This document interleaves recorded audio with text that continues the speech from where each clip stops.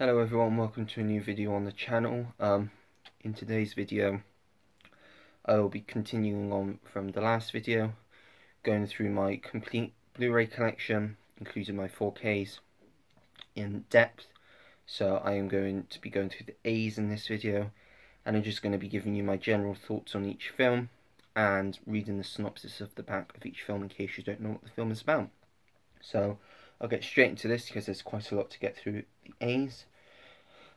First off is a film that when I went to the cinema, when I first came out of seeing it, I wasn't massively impressed by it, but then I had time to sit on it and think about it for a while, and I actually really appreciate it. I haven't revisited it yet, but I definitely will.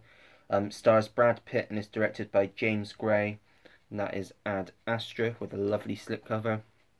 This is one that I will be getting on 4K at some point, but because I haven't even watched the Blu-ray yet, there's no way I'm going to get it yet, because I have to watch the Blu-ray before getting a 4K, because otherwise this would have been a waste of money. But yeah, really like this film. Thought Brad Pitt was excellent. In terms of space films, it's a really good film. I personally prefer The Martian, which is also 20th Century Fox.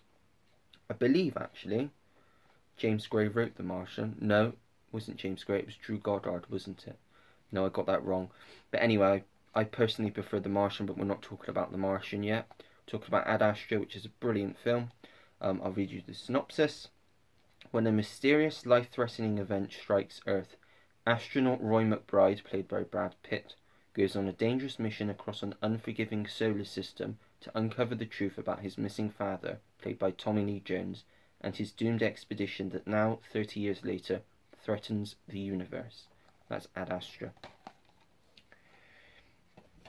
Next up is a great political thriller, written by my favourite screenwriter Aaron Sorkin, starring Tom Cruise, Jack Nicholson and Demi Moore, directed by Rob Reiner, and that is A Few Good Men. Again, one that I will eventually get on 4K, but I need to watch the Blu-ray before I do that. As I say, fantastic political thriller. The courtroom scene at the end is fantastic, with Jack Nicholson. The famous line, "You can't handle the truth." If you've seen it, you know. But yeah, really good film. Really like this, and I definitely will be getting this on 4K once I've seen the Blu-ray. But the synopsis for this is Cruise stars as brash Navy lawyer who's teamed with a gung-ho litigator, played by Demi Moore, in a politically explosive murder case.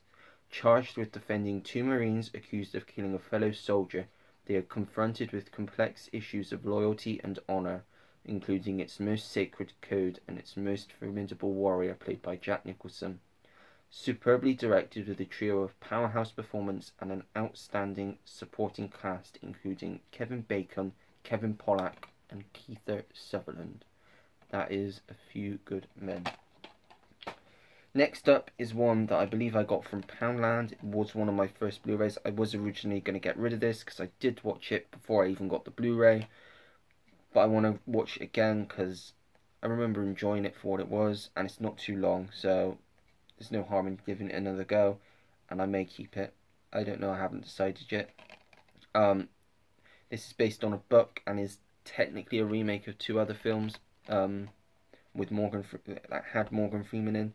This particular adaptation stars Tyler Perry and Matthew Fox, and that is Alex Cross.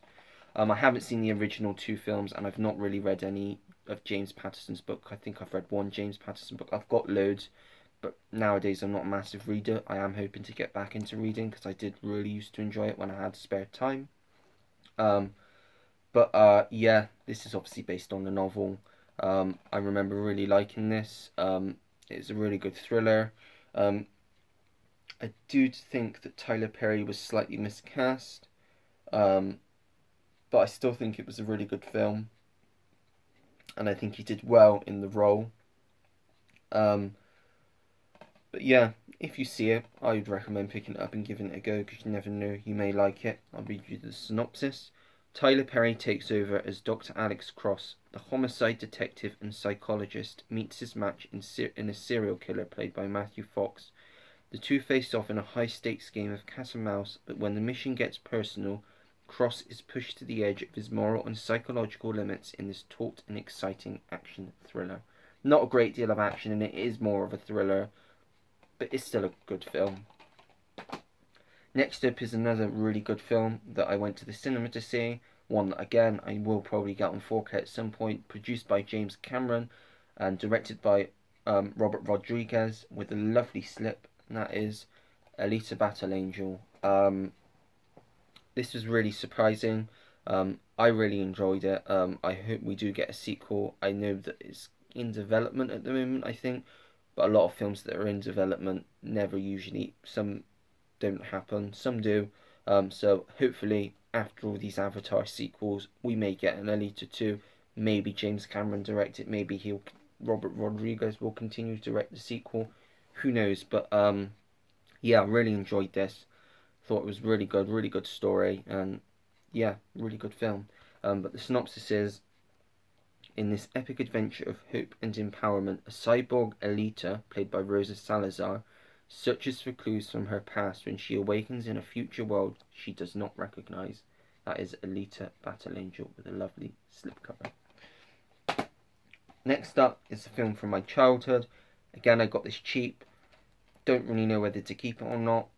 I rewatched it, I think, last year, and it's still okay. Not a great film, but it is good for what it is. And that is Alvin and the Chipmunks. Yeah, they're alright. They're not great films, but they're not that long, so I don't mind watching them. And yeah, as I say, I grew up with these films, so there are probably films from the 90s that are crap, that people grew up with, and they just like them because they grew up with them and watched them so many times. And this is one of those films for me. I was the right age when this came out, and the sequels, so yeah, I really liked these as a kid, so yeah. Oh wait, shall I read the synopsis? I'll read the synopsis, even though not a lot of people will be interested in this one. When a struggling songwriter opens his home to a talented trio of chipmunks, they become overnight music sensations and the target of a greedy record producer trying to cash in. That's basically the basic synopsis. So that's Alvin and the Chipmunks. And then I've got one of the sequels. It did come in a thin case. I've changed the case, but the artwork's strange. There's no age certificate on the side, which is strange. I wonder if this came in a pack or something, because it says not for individual sale. So I don't know, but this is the third one, Alvin and the Chipmunks Chipwrecked. Again, much of the same as the first one. I grew up on this, so I thought because it was cheap I'd get it. Not got any of the others, but I may get them eventually. While on vacation aboard a luxury cruise liner, Alvin, Simon, Theodore and the Chipettes can't help rocking the boat with their unique brand of monk mischief, but things get really squeaky when the gang winds up stranded on a remote island, and they soon discover their new tropical playground is not as deserted as it seems. That's Alvin and the Chipmunks Chipwrecked. Next up is a fantastic film, very underrated. All the Oscars, it missed all the Oscars, didn't get any. It was nominated for a lot, but it didn't win any. I think it's a really good film. One of my favourite directors, David O. Russell. Stars Christian Bale, Bradley Cooper, Amy Adams, Jeremy Renner and Jennifer Lawrence, and that is American Hustle. Yeah, as I say, I thought it was really good. Shame it didn't win any Oscars. Just it was a tough competition that year, with 12 Years a Slave winning a lot and Dallas Buyers Club, etc. But I really like this. I think it's a really well done film. So yeah, I would recommend this if you've not seen it. In fact, I would recommend any David O. Russell films. I've got most of them. I think the only ones, well, I know he did some earlier ones, but in the last 10 years he's kind of gone for more genre films, more dramas, and I really enjoy his more recent films. I've got The Fighter, Silver Linings Playbook, I've got this, So I Just Need Joy, and I'm really looking forward to his new one. I believe, what's it called? Cambridge Glass, I think it's called, but I don't know if that's a working title or not, so, but, yeah, but anyway, we'll talk about this. I'll read you the synopsis. Sorry, got a bit of a blocked up nose. A fictional film set in the alluring world of one of the most stunning scandals to rock our nation, American Hustle tells the story of brilliant conman Irving Rosenfield, played by Christian Bale, who along with his equally cunning and seductive British partner Sidney Potter, played by Amy Adams, is forced to work for a wild FBI agent Richie DeMaso, played by Bradley Cooper. DeMaso pushes them into a world of Jersey power brokers, a mafia that's as dangerous as it is enchanting. Jeremy Renner is Carmine Polito, the passionate, volatile New Jersey political operator caught between the con artists and feds. Irving's unpredictable wife, Rosalind, played by Jennifer Lawrence, could be the one to pull the thread that brings the entire world crashing down. That is American Hustle. And the case is broken at the bottom, but it doesn't bother me that much. It's just a case. Sorry. Got a bit of a blocked up nose, but I am going to continue. Next up is a film I've not watched all the way through. I think I've seen about a quarter of it, and I really liked it. Just didn't have time, because it is quite a long film. I think it's 2.5 hours, and the extended cut is almost 3 hours. So yeah, this is directed by Ridley Scott and stars Russell Crowe and Denzel Washington, and that is American Gangster. As I've not seen it all the way through, I don't really have much thoughts on it. What I did see I really enjoyed, so I will watch this all the way through soon. Let's read the synopsis. Armed with ruthless streetwise tactics and a strict sense of honour, crime boss Frank Lucas, played by Denzel Washington, rules Harlem's chaotic drug underworld. When outcast cop Richie Roberts, played by Russell Crowe, sets out to bring down Lucas's multi-million-dollar empire, it plunges both men into a legendary confrontation. That is American Gangster. Next up is a fantastic film, very underrated. Again, this was written by Aaron Sorkin and directed by Rob Reiner. Stars Michael Douglas, Annette Bening, Martin Sheen and Michael J. Fox, and that is The American President. Really good film. I mean, it is quite political, but if you could get past that, it's a really good romantic film. And I love both of the lead actors, which is one of the reasons I got it. So I would definitely recommend checking it out if you like the actors and if you like romantic films, because it is still a really good film and a really good drama. There are just some political bits in it which don't really matter though. So boy meets girl and the press tracks their every move. Rivals fire broadsides under presidency with a 63% popular ratings plunges to 41% in 7 weeks. When you're the president, everyone knows where you live. Michael Douglas portrays the widower chief executive who falls for a lobbyist, played by Annette Bening, then free falls into the polls in this winning romantic comedy directed by Rob Reiner. Bustling staff members, played by Martin Sheen, Michael J. Fox, David Paymer and Anna Devere Smith. A sneering opponent, played by Richard Dreyfuss. State dinners, formal protocol, informal moments, global crisis, all come into focus as Reiner and his starts explore the balance between private romance and public presidency. That doesn't make sense, but oh well, I read it anyway. So yeah, that is The American President. Next up is a great romantic drama / comedy, more of a drama. Probably my favourite Richard Gere film, which is probably quite an unpopular opinion because a lot of people would probably say Pretty Woman, but personally I like this just a bit more. Obviously, as I say, it stars Richard Gere and Deborah Winger, and that is An Officer and a Gentleman.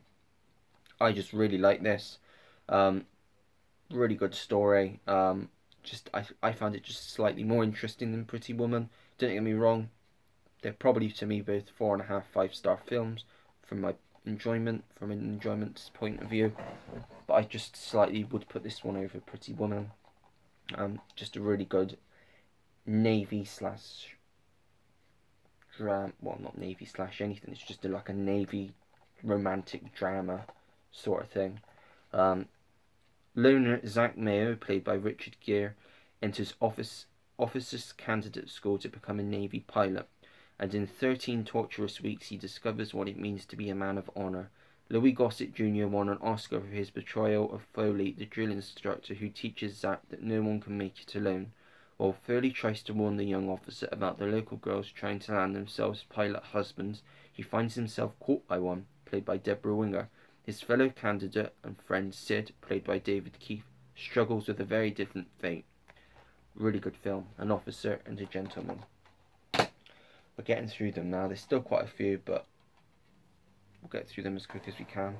Next one, this case is probably the worst condition I've seen the case, but the film was 50p and I didn't personally pick it up myself. I wouldn't have if it was me, but it was someone else that picked it up for me. As you can see, it's Angels and Demons. Sun faded, horrible. The whole back of the case is just ripped and disgusting, and the front of the case is just, you can see, it's just, look, that's the back, and the front is just, so yeah, I might have to just either change the case, but the artwork's bad as well, so I don't know. But anyway, I really like the film itself. Obviously it's the second in the trilogy. Been a while since I watched it, so I do definitely need to rewatch it to have a firm opinion on it, but I remember really liking it when I watched it anyway. Obviously Tom Hanks, who is a great actor. Expert symbologist Robert Langdon, played by Tom Hanks, pursues ancient clues on a heart-racing hunt through Rome to find the four cardinals kidnapped by the deadly secret society, the Illuminati. With the cardinals' lives on the line and the Carmelengo, don't know what that means, played by Ewan McGregor, desperate for help, Langdon embarks on a non-stop action-packed race through sealed crypts, dangerous catacombs, and the most secretive vault on Earth. That is Angels and Demons. Next up we have a sequel. I haven't got the first one yet, but I will as soon as I can find it for a good price.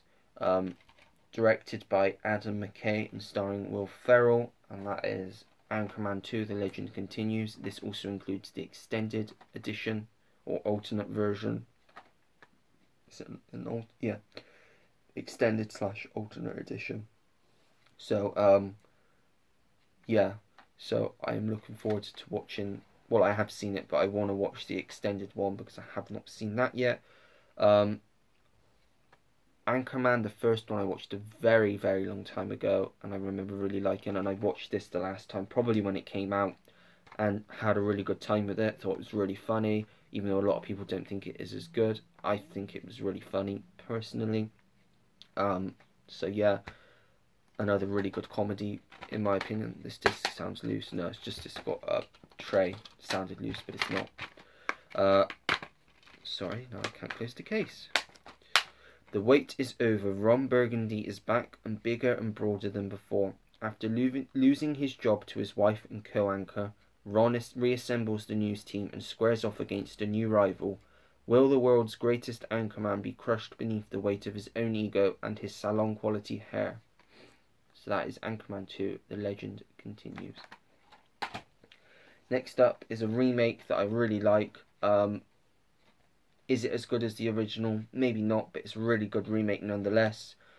Stars Jamie Foxx, might get this name wrong, Kuvenzani Wallace, Rose Byrne, Bobby Cannavale, and Cameron Diaz, and that is Annie.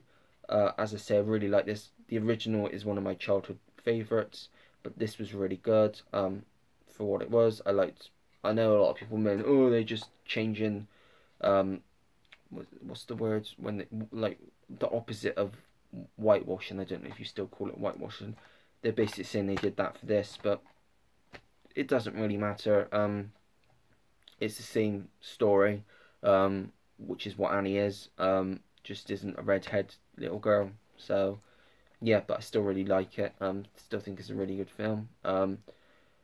Annie, a young happy foster kid who's also tough enough to make her own way on the streets of New York, but everything is about to change when New York mayoral candidate Will Stacks, played by Jamie Foxx, makes a campaign move and takes her in. Stacks believes he's her guardian angel, but it just might be the other way around. That is Annie from 2014.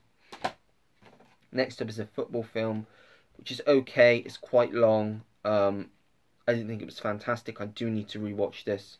Not soon, because I only watched it for the first time this year, and I wasn't really fully concentrated because it is quite football-y, and I do like sports films, but I don't like when they lean into the football too much, which I think this did. It is almost 3 hours. And that is Any Given Sunday, starring Al Pacino, Cameron Diaz, James Woods, Dennis Quaid, LL Cool J, and who's the other name on there? Jamie Foxx, and directed by Oliver Stone.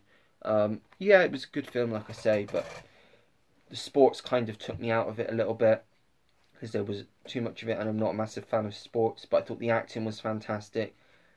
and the ending was really good as well. But yeah, it's a decent watch. Let's read the synopsis. Embattled coach Tony D'Amato, played by Al Pacino, faces team strife and a new owner played by Cameron Diaz, who is sure Tony is way too old school.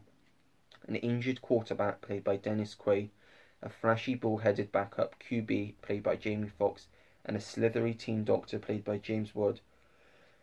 A slithery team doctor played by James Wood, and a running back with an incentive-laden contract played by LL Cool J, also fuel Stone's most electrifying film in years. So yeah, that's Any Given Sunday, which is decent. Next up is a classic which I've still not gotten around to see yet. I will watch this because I then will probably get it on 4K because I'm sure the 4K looks excellent. Plus I want to watch the final cut. You probably guessed what this is already. This is Francis Ford Coppola's Apocalypse Now, starring Marlon Brando, Robert Duvall, Martin Sheen, Lawrence Fishburne, Dennis Hopper and Harrison Ford. I've heard this is a classic film, one of the best war films, but I've not seen it, so I can't really give any of my opinions on it away, because I don't know.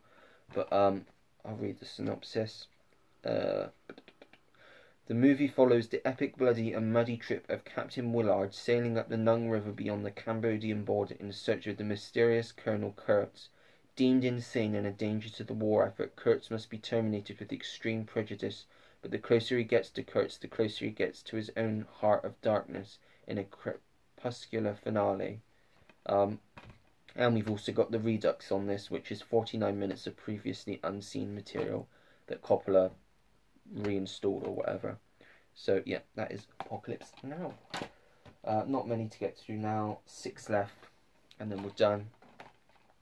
Apollo 13, directed by Ron Howard, stars Tom Hanks, Kevin Bacon, Bill Paxton, Gary Sinise, Ed Harris. Fantastic film, really love this. Another one that I wish I can get on 4K soon, because I'm sure it's going to look great. But obviously, if you don't know, this is the story of the first mission. I think this was when they went around the moon, but something went wrong. I can't really remember. Riveting story of the real-life space flight that gripped a nation and changed the world. That's all it says. But I believe it's when they had to slingshot around the moon to get home. I believe, from what I remember. But I remember really liking it, and it's obviously got the famous quote, "Houston, we have a problem." I think that's the quote. Something like that. I'm pretty sure that's the quote. Correct me if I'm wrong. But yeah, Apollo 13. Next up is probably my favourite disaster film of all time. Hang on a minute, because the sleeve is not in correctly. Don't know why that is. Still not in properly, but that'll do. Directed by Michael Bay and stars Bruce Willis, Ben Affleck and Liv Tyler amongst many others, and that is Armageddon. Obviously this came out the same year as Deep Impact, but I much prefer this because it's not just on Earth, it goes off into space as well, so I personally much prefer this. So yeah, I just think it's a fantastic disaster film, the best, the ultimate disaster film, I would say. Others would probably disagree with that though. But yeah, so let's read the synopsis, just saying all the cast. Here we go. When NASA's director, played by Billy Bob Thornton, realizes the Earth has 18 days before it's destroyed by a meteor the size of Texas, he has only one option: land a ragtag team of roughneck oil drillers on the asteroid and drop a nuke into its core. Armageddon, great film. Next up is another Best Picture winner that I picked up from Poundland. Won 5 Oscars, including Best Picture. It's black and white, and it's the film about the introduction of talkies in the 30s, I believe. No, late 20s, 27. And that is The Artist. Looking forward to watching this. I believe it is a silent film. And in black and white, but if it's won all these Oscars, it's obviously pretty good. So I am looking forward to watching it. Let's read the synopsis. Hollywood, 1927. George Valentine, played by Jean Dujardin, is a silent movie superstar. The advent of the talkies will sound the death knell for his career and see him fall into oblivion. For young extra Peppy Miller, played by Berenice Bejo, it seems the sky's the limit. Major movie stardom awaits. The Artist tells the story of their interlinked destinies. That's the artist. I'm looking forward to checking that out. 3 left. We'll try and get through these quickly. This one, Bradley Cooper's directorial debut. Fantastic film. Was my favourite film of that year. Obviously stars Bradley Cooper and Lady Gaga. And that is A Star Is Born. Apologies if you heard that noise. I don't know where it's coming from. It's coming from somewhere outside. But I'm going to get through this pretty quick now anyway. Really love this film. Obviously it is a remake, but I've not seen any of the others, and I think this probably is a good remake, from what I hear it is. So yeah, as I say, it was one of my favourite films. In fact, it was my favourite film of 2018. It is one of my favourite films. Fantastic film. Couldn't recommend it enough. In this new take on the tragic love story, Jackson Maine, played by Bradley Cooper, is a seasoned musician who discovers and falls in love with struggling artist Ali, played by Lady Gaga. She's just about given up on her dream to make it big as a singer until Jack coaxes her into the spotlight. But even as Ali's career takes off, the personal side of their relationship is breaking down as Jackson fights an ongoing battle with his own internal demons. That is A Star Is Born. 2 more. This is a really underrated film. A lot of people poo on it. I don't think it's bad. I think it's a really great film. Almost as good as Moulin Rouge. Directed by Baz Luhrmann, starring Nicole Kidman and Hugh Jackman. Lovely embossing on the slipcover, on the title. And that is Australia. A lot of people say bad things about this, but I personally really loved it. Thought it was excellent. Thought the music was excellent. Thought the cinematography was excellent. The acting was excellent. The one thing that, if I had to say something, cut it down in length slightly, because it is almost 3 hours, but it's still a fantastic film. Yeah, so I definitely recommend that. Let's read the synopsis. This spectacular action adventure is set in the wilds of the Australian outback at the beginning of the 1940s. English aristocrat Lady Ashley must save her, who's played by Nicole Kidman, must save her newly inherited castle ranch from a dangerous rival businessman. Forced to drive her stock north to safety, she enlists the help of the rugged drover, played by Hugh Jackman, and a mysterious orphaned Aboriginal boy. Together they embark on an emotional and dangerous journey across a breathtaking terrain where only the strongest can survive. Great film, Australia. And the final film, which I watched for the first time recently, is a film directed by Martin Scorsese and starring Leonardo DiCaprio.